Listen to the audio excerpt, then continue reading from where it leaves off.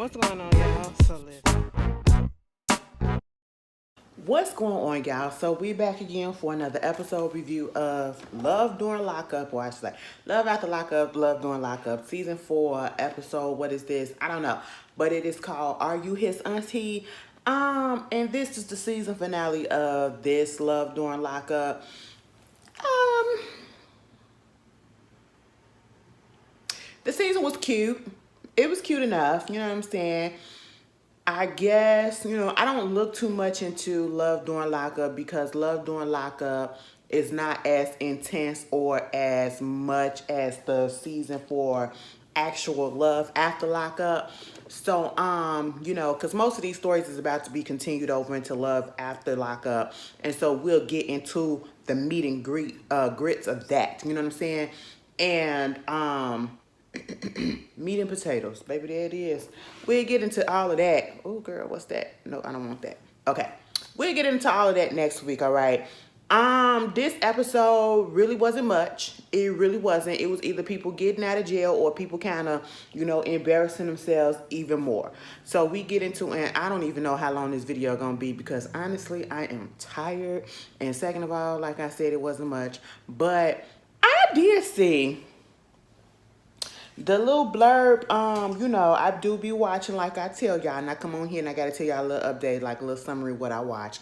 For the Love After Lockup, Where Are They Now? And on the episode that came on earlier this week, it was with Indy. Remember Indy and Harry, and Kevin from Texas that had Tiffany and that other girl, Kayla, the racist. All of them was just, ugh, anyway. So basically, Indy, now, when I seen this, I said, girl, I really thought that you would have had some more sense about yourself. But then again, you literally picked up and you went from one place to another talking about this your spiritual husband and all this stuff. Meanwhile, y'all remember watching the season when he got out, Harry got out, and then we found out that, he was cheating on her with somebody that was in a halfway house. And then he wound up living with the officer that lost her job because she was messing around with somebody in the halfway house. And come to find out, god damn, my voice seems a little deep. Don't worry about that. Come to find out, there it is. Come to find out, Indy found out about the girl Terry, right? We would have thought that they would have been done. She leaves, she goes back to Pennsylvania and all that stuff. Why her and Harry still messing around? Like he'll be sneaking out, coming over there, coming down up there to her place, or she'll go out there to him. I said, girl, ain't nobody got time for this. And so you willingly being the side chick, you went from the main chick to the side chick, and I just don't understand. Kevin's still a whore, and that's just basically all that it is. Harry is back in jail. And she's just basically like the door is open, so she not gonna shut it down if something else happened between her and Harry. I said, child, just dumb. Anyway, moving on from that, we get into this actual episode. Jade and Chris, listen, I think Chris is supposed to be getting out of jail probably at the end of 2024 or whatever, or next year. She calls him after the whole powwow get together and everything, and what's on her mind is still what happened at that meetup with her with his his people, whatever, because she didn't want to bring it up while she was there in the actual jail visit and with all those people around because she didn't want no dysfunction and nothing to pop out. Okay, fine. She calls him and basically tells him, listen, either you're going to have to do a post-nump, put me in a wheel or something because I need some type of security because you're the type of man that don't want me to work, okay? And so you put everything up in your name, and what if something goes wrong and you want to just come out and get a divorce and I'm going to be left with nothing? He said, so you asking me all of this stuff and you bringing all this stuff up and it's like, what, you want a divorce? Is you the one that's asking for a divorce or something? I said, no, that's not the point, bruh. Okay, I said, now, Christopher, I can understand how you can feel that way, but you have to also listen to what the woman is saying. The woman is saying you literally control everything in this situation, and she is scared because she was dumb, because she didn't take care of this stuff before you went in or before y'all went on ahead and got married. I don't know which one it was, okay? But she is dumb for not going ahead and thinking more logically about this situation, and now it's hitting her because you basically said that everything is all up in your name. So she can't play you because it's all up in your name. And he like, when I say stuff, we be at our house and it be our stuff. I be buying all this stuff and it's in my name, but it's for you. It's for, words mean things, okay? And words do hurt, depending on how you say them, no matter if they're the truth or not. They kind of hurt. And that's what happened with Jay. But at the end of the day, they go back and forth for a minute. He talk about something. I feel like it might be a conspiracy that you're trying to lead. Baby, listen, it is what it is. He said that he gonna go ahead and put her on some papers, okay? That's just how it's gonna be. They said the little update, he still ain't put her in a deed or will or nothing yet. I said, well, he in jail. What he finna do? And speaking about dum-dums, all right, I feel like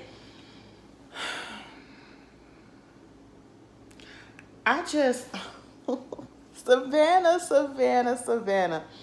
Girl, I just don't understand. I don't understand. How can you be this desperate?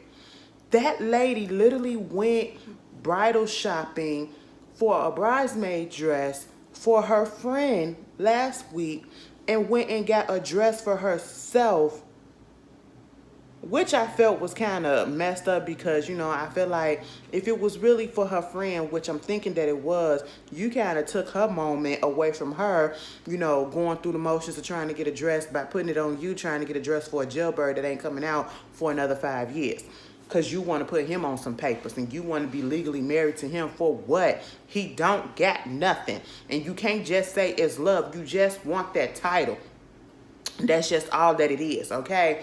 And when she said, I might be married tomorrow, I did not think that she really was going to do that. And I don't understand how come I did not think that she was actually going to be dumb enough to do that.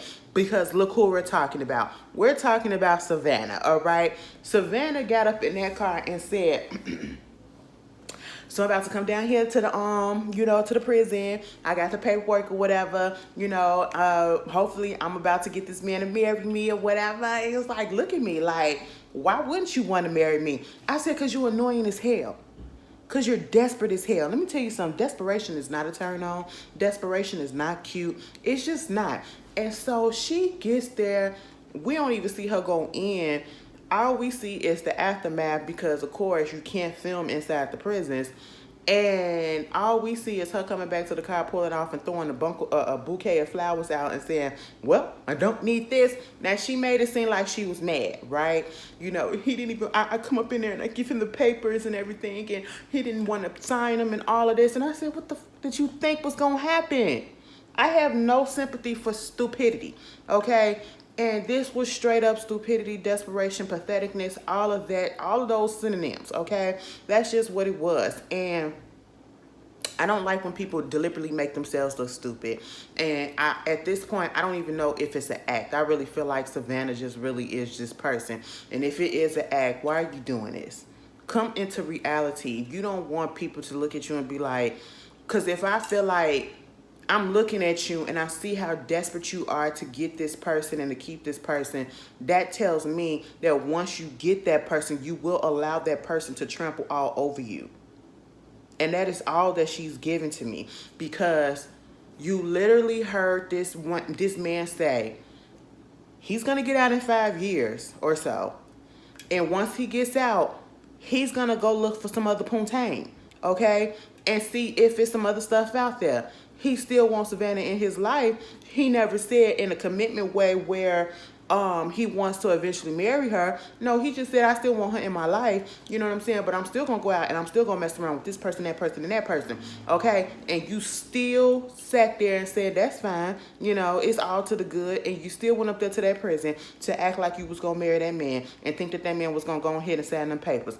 That tells me everything that I need to know. Soon as you get somebody, you're going to let them trample all over you. You're not ever going to marry for love because you don't love yourself enough to look at yourself and see that you're doing stupid stuff. Okay? You have very low self-esteem, and I can tell. Because once she started pouting and getting in her feelings about everything that happened that didn't happen to her liking, he calls. And she was like, he answers the phone, hey, lover. And she was like, hey, lover. I said, wait a minute. Now you was just mad. Now you cool. We hate loving it and everything. And you talking about stuff. First of all, don't get on the phone talking about some hate loving to me because it just don't sound right in y'all capacity. It sound like some undercut. It just don't stand. It sound like some slick stuff. Okay, it just don't. It don't curl over for me. Okay, and then he talk about some. I can't believe you brought your ass up here with that wedding dress, or and that just tells me that you're so committed to me and that you would do anything and everything for me, and I just love that. So it took for her to come up there with a wedding dress and to force you with some papers to realize that she would do anything and everything and she was committed to you when she's been doing all of this other stuff minus the wedding dress and the papers, trying to get you out of prison, being with you while you're in prison, probably taking care of all your stuff and are you serious? You just not realizing that? And then she up here talking about I just have to remember, this whole thing has been a lesson. Like, you can't force people to do things that they're not ready to do. You can't force, and that's a lesson that I have to learn. Anyway, girl, he's still in jail and Savannah's still desperate. That's just all that it is. Moving on from that, Letitia, she came home and she done told. First of all, Letitia, what the hell you had on going to the club like that? You went to the club looking like you was about to try to get you another nigga, okay? You want to put it out there that you married. Look at my ring, okay? But what you had on, first of all, we have to dress for our body type. I'm just going to say that. This ain't no body shaming or whatever. Because, listen, I'll tell you in a minute. Ashley, just some things Ashley won't put on. Like, I will never put on a button. I will put on a button up once I lose some more of my gut. Okay? Once my gut go down a little bit more, I put on the button up because I just don't like how button ups look on me because I have a stomach. Okay? And it's going down, but it ain't where I want it to be yet, okay? So I just won't put that on there because I just know I don't like how I look, how I feel in a button up, okay? I won't put on form-fitting pants or whatever because Ashley ain't got no ass like that, and I just feel like, I can fill it out a little bit, but I just need a little bit more ass back there, all right? So we just gotta dress to our body type. And you out here dressed like you finna go pick up a dude. I'm sitting here like, I understand you going to the club or whatever, but she looked tacky. For somebody that's so about materials and this and that, she just really tacky. And she had to come home and she had to cuss out Aunt Marcy without cussing her out. She basically told her, so you mean to tell me you wouldn't have told my husband about the ring because you the only one else that talks to him that know about the ring and how much it costs? She said, yeah, girl, because I take care of his finances and stuff. I do his accounting and all that stuff. So I go look into the accounts, after I looked at the ring. And I looked at the ring and I was like, girl, that ring look kind of expensive. And then I go look in the accounts and everything and I realized, yeah, it was like $15,000 something dollars. So I had to tell her, Keith, what was going on, because that's what I used to do when, before you came into the picture. She said, well, I'm the wife and I'm in the picture and you don't need to do that no more. I said, oops. Now, see, on the one hand, I appreciate Aunt Marcia for, having Keith's back, okay? Because she's still trying to feel like probably like maybe this girl, I like her, but she could also have a little motive on the side, ulterior motive, you know what I'm saying? So I still got to keep my little eye on her, okay? And so I get it, but at the same time, that is his wife. So, you didn't even give her the chance to tell him first, all right, before you just hopped up and went on ahead and told him yourself, even though she shouldn't have did what she did. So I'm on the fence about this. But also, listen, Keith, y'all got joint accounts and Aunt Marcia's still all up in it. That's the part that I don't agree with, okay? Now that we got joint accounts, she can get out of my business, all right? But that's just it. He's supposed to be getting out in 2025 or something like that. Girl, it is what it is. Moving on from that, and if it was something that she said, she gonna have to stay out my business. I'm gonna have to kick her out. I said, girl, you ain't finna do nothing. You gonna need her to watch the kids and all of that stuff, whatever. But do take her off the account, okay? But then that probably gonna start some drama or whatever, so there's that. Key Rock and Brittany. Brittany got on the phone with Key Rock because after that whole little dust up with EB and all that stuff, see, I told you EB was doing too much. he was just, like, I understand, and I say this every time we come to this, I understand trying to have your friends back and all of that, but we got to get to the point where we are not so heavily invested in our friends' relationships, because it makes it seem as if our friends, our families, as if you want that person or whatever, or you don't have nothing going on for your life, because ain't no way in hell I'm finna be sitting around watching somebody 24/7 telling them this and then getting upset. Girl, first of all, nigga, I don't know you like that. You don't know me. Where is your bitch at? Okay, go fuck your bitch and leave me alone. That's what you need to go do. Go get a job, okay? Because obviously you don't have one to be sitting around following another person around that ain't your woman. And then, it Brittany and Key Rock are not gonna last. As much as I would like them to, because this is a LGBTQIA couple, I would like them to. But I'm just gonna sit here and live in reality, and the reality of the facts are they are not going to last, okay? They're not probably gonna make it a couple of years after he gets out of prison. They're moving way too fast, first of all, for people that have not lived on the outside world together, all right?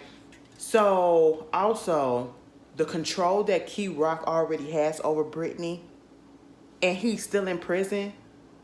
He got his homeboy EB watching her and all that stuff. She gets scared to miss a phone call, to miss a video call from him, to the point where she got to go ahead and get in the car and use her hotspot on her phone or whatever, just to do the video call, so that she won't miss the call from him, so that he won't get all pissed off at her and cuss her out again or whatever. I'm sitting here like, baby, I wish I fucking would. You are in prison. You are in jail. And it's not my fault that you're in there. Okay? And if I miss a call, baby, I miss a call, I will call you back. All right? You can't get in your goddamn feelings because I'm out here living my life, because you want me to put my life on hold. And I'll be good goddamn if you're gonna try to control me behind bars. Cause then you gonna think that you're gonna try to come a little bit harder when you get out too. Girl, ain't nobody got time for that. I wish a nigga would, okay? And she on there, he like, why it's so dark? Well, I'm up in the car because I ain't want to miss your call, because, I wasn't going to be able to make it home too quick. But I got to ask you this. Do you got EB watching me and stalking me or whatever? No. I said that's a lie. And what I'm realizing is Key Rock is a liar too. Because you got EB, you told EB to watch her. You told EB to give you some updates about what she doing, and so that's why he out here doing the stuff that he doing. But I also feel like EB also just took it upon himself to go ahead and to go overboard, okay? Because EB ain't got shit else going on in his life. That's how I feel about that. Also, he was like, so you concerned about EB doing what he doing, but ain't that the same thing when you was up there asking Carla about me? I said, on the way here, I was like, now hold on. She asking about you because she can't see you when you in jail, and she hoping that you don't mess up or nothing so that you can get out and you won't get no extra time because you're supposed to be getting out in a month or so. Baby, and on the other hand, I said, well, you know what? Touche. Touche. And I said, these little kids, because that's how they look like to me at this point. They look like they're playing games with each other, playing house. And I'm just like, she was like, well, we don't have to ask. I'm not going to ask Carla anything else about you and all that stuff. I'm going to just believe what you say. Did you even ask Carla why would she lie like that? He said, no. Because, what's the point? I don't need to be asking nobody this and asking nobody that when I know what I did. I said, because you lying. I don't think Carla is lying. I really think that whatever Carla said, she probably exaggerated a little bit, but I do think a little altercation happened. And I really do feel like Key Rock is lying about that. And Brittany is dumb and gullible as hell. Then next thing you know, they get through from that visit after it just cuss off. Gets through from that visit. She's up in a freaking fertility doctor office. I said, what are we doing? Because they want to have kids. Baby, you are what, 20-something, 21, 20, 21, 22? You don't have a place to stay of your own. You're living with your fiance's family. you're trying to get your cosmetology license, your hair license, all of that. You're still in school. You don't have a stable job, but yet you want to get pregnant right now. You want to, and it's okay to look into the process of how to get pregnant, especially given that there are a transgender couple, because if you don't know or don't remember, Key Rock is trans. But at the same time, neither one of y'all asses needs a fucking kid at this point in your life because you're not ready, you're not stable, and IVF and all of that donor stuff costs money. I don't care how much nickel and diamond and sugar mamas and owning this little small laundromat or whatever it is that Key Rock got going for himself. It's still gonna be a whole lot more to put in to do IVF treatment and the stuff that y'all trying to do. Basically, what she wants, they wanted to do was take Key Rock's eggs and implant it in Brittany. But Brittany was like, but the only issue is the fact that I only have like one fallopian tube or whatever. The doctor said it don't matter because you're not the one. We're not using your egg, so we don't have to worry about you trying to produce the egg and all that stuff, and your ovaries all that because we working on the uterus. The uterus is gonna be holding the baby and all that shit. That's all we need. And so Key Rock winds up calling. And, she did tell the doctor that Key Rock was trans and all this stuff and taking a testosterone. And the doctor basically said, so if we want to go about it the way that y'all said, using Key Rock's egg and all that, Key Rock will have to get off the testosterone for a minute and so that his body can be able to produce ovary. His ovaries can start waking back up and producing an egg. You know what I'm saying? And I don't want to see any ignorant comments because this is how some people in the LGBT community, have kids. There are trans men who have kids because if you don't know, biologically, they were born female, or I should say they were born woman, and they still, most of them have their womanly reproductive organs, okay? And so, therefore, they wake them up and they wind up having the kids and they go back to being who they want to be, who they feel that they should be. And they are. They're still a man. You know what I'm saying? It's nothing difficult about it. And there are many reasons as to why they would do that. Because somebody's going to say, well, if you want to have kids and if you're going to go through that process or whatever, why don't you just stay? Because that's not the point. And that's not what it's about. They still want to have kids, but they still feel like they're the man that they are, and that's who they're going to be. And there's nothing wrong with that. There's absolutely nothing wrong with that. But Key Rock said, bitch, ain't nobody finna do that. I'm not comfortable with trying to do that. I'd have been through this process. I'm trying to get comfortable with myself. That's why I'm in the body that I am now. That's why I'm trying to get it to my liking. And you want me to reverse all of that just so I can produce it? Hell no. Hell no. Brittany sitting there crying. I said, I get and I do like the fact that they talking about this. I do like the fact that they talking like this because this is an educational moment for some who, I won't say ignorant to what's going on, but who just really don't know and probably would like to know and may seem a little bit fascinated about it because, hey, I've had questions about this and not trying to be ignorant, but I just be wanting to know some things. Those that's curious mind, you know what I'm saying? I appreciate that. But again, they don't need to be having this conversation this early. I mean, you can talk about, we want to have kids, but at this point in time, y'all need stability more than y'all need a child. Okay, that's all I'm gonna say on that because their story is gonna continue over in Love After Lockup. Moving on from that, you get Auntie. Auntie is the dumbest man on this show. The dumbest. Either, I ain't even gonna say dumb, I'm gonna just say naive. Naive. There's the word that we need to use. He's the most naive man on this show.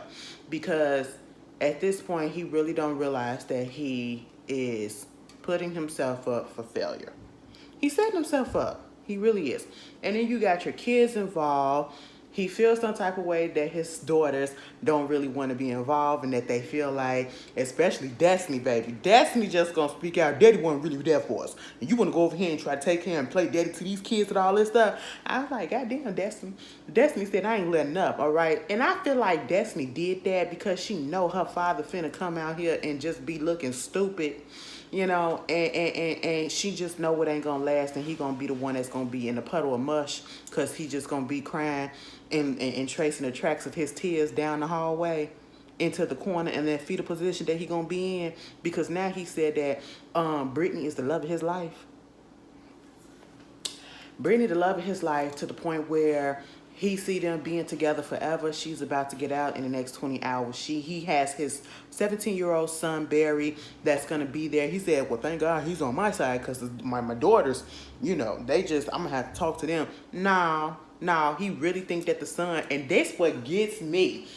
He thought that the son was 100% on his side and cool with it. Barry is 17 years old, so technically speaking, he is still a minor and he is still under his rule, and so he really ain't got no say into what. I mean, it is what it is.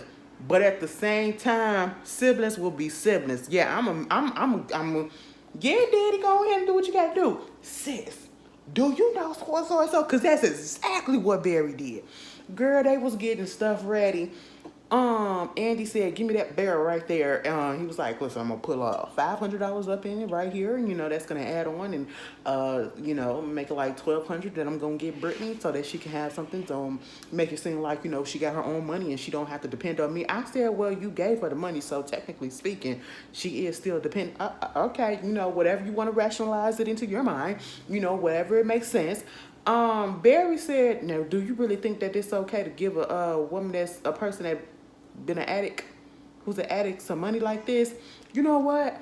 She's been clean for the past 2 years, and I understand that she has some issues with the drugs and everything. My ex, she left me for somebody that was on some drugs and all that stuff. But at the same time, it's just like, I really feel like she's got this under control. You know what I'm saying? She's got that out her system. I mean, if you look at me, somebody could probably say, because I'm overweight, that I probably got a problem with eating. You know what I'm saying? I get in my feelings, I go ahead and eat. So maybe I'm addicted to food, okay? But at the same time, we all got our addictions to something. But you know what? I feel like we got it under control. I said, excuse me, the rationale and the logic of this whole situation, you literally got left for a drug addict, for you to go get with a drug addict. And once an addict, baby, you're always an addict in everything. No matter how much you get therapy for it, no matter how much you get rehab for it, no matter how clean you are, you're still an addict, because it's a possibility at any moment that you can go back to being on that substance or whatever it was that you was addicted to. And that's not being a hater, that's not being mean or anything, that's facts. You look it up, a lot of addicts have a hard time staying clean the first round. They relapse, and it's just life. It happens, okay? That's why they say once an addict, you're always an addict. And I'm sitting here like, damn, Andy, you mean to tell me it ain't no nice police officer lady that you couldn't get with on the 4th? You ain't had no truck driver lady that you can get with out while you out there driving them trucks with the big red? I'm just sitting here like, damn. And you got kids, and then the way that he was talking about the kids, and hopefully everything will be all good with Barry and Gracie. Gracie this time around, because Barry's gonna be here. They're the same age, and then maybe they'll get they'll have something in common, and they'll be cool with each other. And oh my God, it's so cool, and I'm so thankful, and I know that Brittany's happy that she's getting out on her son's birthday. I said, you so happy about her and her kids. I ain't hear you be this happy about your kids yet. Baby, it's giving a little bit of Brian McKnight. And that's all I'm saying. It's giving very much Brian McKnight. Okay, Gracie said, you know what? I'm going to give him a chance for right now. I ain't going to say shit. Because, he putting forth the effort or whatever. But, baby, when Barry got on that phone and he called Destiny and said on the FaceTime, why he giving her $1,200? He giving her what? $1,200. So he really finna get his attic a Girl, I said, because that's me and my sister. Baby, my sister dropped by. She had to crash over here. Because she was doing a little layover. She had a flight, and it was better for her to stay over here instead of driving all the way to the airport from where they stay at. But girl, every time we link up, it's always some drama. She give me some tea and everything. We talk just like that. And I know all y'all siblings that's cool with y'all siblings. Y'all know exactly what we're talking about. So I'm just sitting here like, Yeah, we gonna be cool in his face, but daddy dumb as shit. That's basically what they say. Girl, and then we gonna get to the last person. Asante and Renika. And you know what? I feel strange talking about this situation because at this point it really don't matter anymore, unfortunately. Because unfortunately last week, right after Love After Lockup, Life During Lockup, or I should say Love During Lockup went off like a couple of days later. Somebody had sent me something and was like, damn, Asante passed away. And I said, what? So I looked it up, and basically what wound up happening is he had got into a car accident. I don't know what caused the car accident. I don't know the specifics around it. I just know he got into a car accident and he died, unfortunately. Um, and I was like, damn, that's messed up. And they did put a RIP post about it at the end of the episode after they just told us that their story is going to be continuing over in Love After Lockup, which is going to be strange knowing that he's no longer here. And it's like, do we have to curb the things that we say because the person is no longer here right now? It's gonna be weird, but I will say this, Renika girl, we gonna talk about it as if it's still, cause this is what they giving us. You done. You done. Renika went through all of that for him to say, I'ma get my people to give you the money or whatever. The people hit him up, and then he gave them her information to hit Renika up to only put out like $1,100 or something like that, or $1,900. We still need some more money. It's $3,000 to bail him out, right? So she winds up talking to somebody else that was supposed to be his auntie, and she was like, yeah, because, they had the voice changer on there. And she was like, well, you know what? I got the money. She had to get the money, and she went all the way out there to Walmart because they only take money orders or cashier checks, right? And so she went up in there. She gave them the money order, and she was like, you go sit outside. Like, the ladies, mind you, this is a shift change because when they first saw her, it was a white lady behind the desk. Now it was a black lady, and they both looked like they was over Renika at this point because they told her, go sit your ass outside, all right? Because she was just standing there looking stupid, you know? And so they get outside, and she gets on the phone, and she was like calling the person that supposedly had sent her the money, and this person was supposed to be his auntie, and the lady was on there like, and the way they had the voice changer on, it did sound like it was an older woman or older person or whatever. And it was like, you know what? How everything doing? I just want to thank you, for sending the money and everything because, I'm waiting for him to get out right now. And she was like, yeah, that's cool, because I appreciate that because I didn't know if I wanted to cook just yet, because, I didn't know what the situation was going to be, but I appreciate you getting him out, doing what you got to do and all this stuff. They both sending each other appreciations and stuff. And she was like, so you his auntie, right? And she was just asking it just to be asking it, like matter of fact or whatever, like, randomly, you his auntie, right? And she was like, no, girl, I'm his girlfriend. She said, what? You his what? I'm his girlfriend. Renika's did not react the way you would expect her to react. Given the fact that you keep putting it out there, I have not seen Asante in real in person. I just want to fuck him and all this stuff. Oh my God, I'm so horny. I'm so horny. And then when this person on the phone say they're his girlfriend, you don't even, baby, I would have turned the car around. Ain't no explanation. Because we already know that he been lying because that's what he was saying on the phone. When he said, I don't want so-and-so to call her phone. I don't want her to pick up, that's what it was. And the producer was like, well, so who is so-and-so? And he was like, exactly. He's been lying this whole time. And Renika has, because she's so blind-filled, she got her blinders on. She's looking at things through rose-colored glasses. She's not looking at any other red flags just like everybody else on this show. She basically said, listen, so I'm going to get my man, I'm going to get my dick. I'm not going to bring up this whole situation about this girlfriend, not just yet. But I'm going to make sure I get this dick first. That's basically what it is. That's all that I'm getting from Renika. Yeah, she loved him and all that stuff, but she said she horny, okay? And then when Asante said, I ain't got to worry about Renika, you know what I'm saying? All this time I got her trained. I said, wow. You know what? I almost took my RIP back, but I said, no, I ain't gonna do that because I was just like, you just being a typical nigga. And obviously, you been doing something because she head over heels and she out here doing all of this stuff. And I just said, this don't make no sense. You got her trained like a pup. Girl, I said, and then when he get out, she, oh my God, jumping all up on him, which is understandable, crying and stuff, but he ain't showing that much emotion.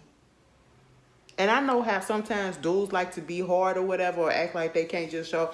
But we have seen some who have been very excited or matching energies to a certain extent, at least looking like they can't wait to see their girl, they woman, the person that's been, baby, they need a gay couple on here. They need a gay couple on here. And I'm not talking about two women. I'm talking about two men. Baby. Y'all want to see some mess? Oh my God, we need to do an LGBT version, just like the Ultimatum did, the Ultimatum Queer Love. Girl, they need to do Love After Lockup LGBT, okay? Because, bitch, when I tell you a fucking mess, that's all that it's going to be. It's going to be some good stuff. But anyway, I was just like, Asante is playing games, and Renika can't even see it. But, you're being used. That's all, folks. That was the finale of Love During Lockup. Next week is Love After Lockup. You guys tell me how you feel. Andy will be on that one. Renika and Asante will be on that one. And who else? Brittany and K-Rock. So, yeah, you guys tell me. And it's going to be some other people, too. Oh, it's going to be a mess. I already can feel it. You guys tell me how you feel, and I hope you guys enjoy your weekend, because I know I will. I got the weekend off. Thank the Lord. See you later. Peace.